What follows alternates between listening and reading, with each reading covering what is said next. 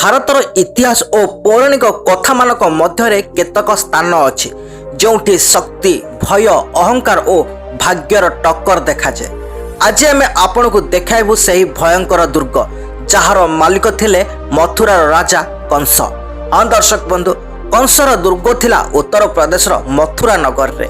मथुरा से समय थिला एक समृद्ध सांस्कृतिक और व्यावसायिक केन्द्र।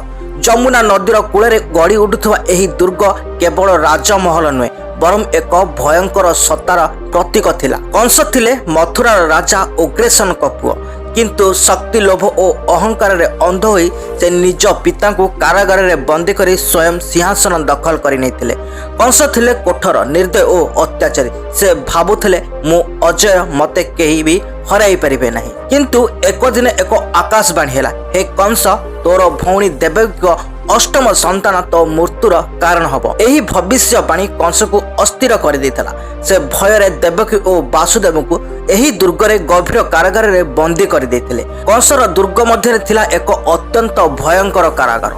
अंधार श्रृंखलार शब्द एवं दुखर आर्तनाद से स्थान को अधिक भयावह मध्य कर देथिला। देवकी प्रत्येक संतान को जन्म नेबा संगे संगे कंस निज हाथ रे ही हत्या कर देथिले। यह कंसर दुर्ग को रक्त और अपराधर दुर्ग रे मध्य परिणत करदेला।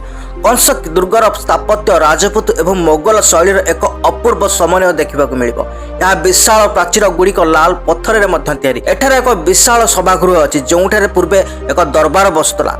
जमुना नदी कूल यार उच्चता मथुरा शहर को बन्या दौर रक्षा करने एक बंध भली कार्य करुला। एही भयंकर दुर्ग भितर ही भगवान श्रीकृष्णकर जन्म होता।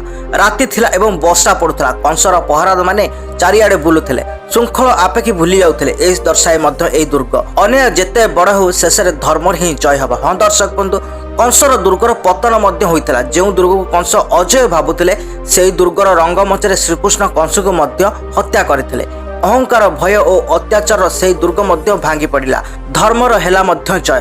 तेबे दर्शक बंधु, आज मथुरा रे कंसर दुर्ग संपूर्ण भाव में अवशेष ना, किंतु यार कहानी श्रीमद भागवत हरिवंश और पुराण गुड़िक अमर हो रही है। कंसर दुर्ग आमको एतिकी शिखेला अन्याय और अहंकार और अत्याचार केबे भी चिरकाल रही पारे ना। तेबे दर्शक बंधु, एबे एही दुर्ग भारतीय प्रत्नतत्व विभाग तत्वावधान अच्छी। सरकार एही ऐतिहासिक स्थानर गौरव फेरे आने एठारे एक लाइट एवं साउंड शो मध्य आरंभ करिसेंती।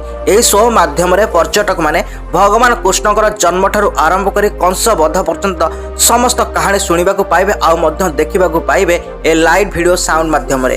तेबे दर्शक बंधु, कंसर दुर्ग भांगीगला, किंतु ताहार कहानी आज भी आमको सचेतन करे। धर्मर सदाबले जय, अधर्मर सदाबले पराजय। तेबे दर्शक बंधु, आपको ए वीडियोटी किपर लगिला आपनकर मतामत निश्चिंत लिखिबे। एमितिका वीडियो देखिया पे आम चैनल को निहाती सब्सक्राइब करिवे।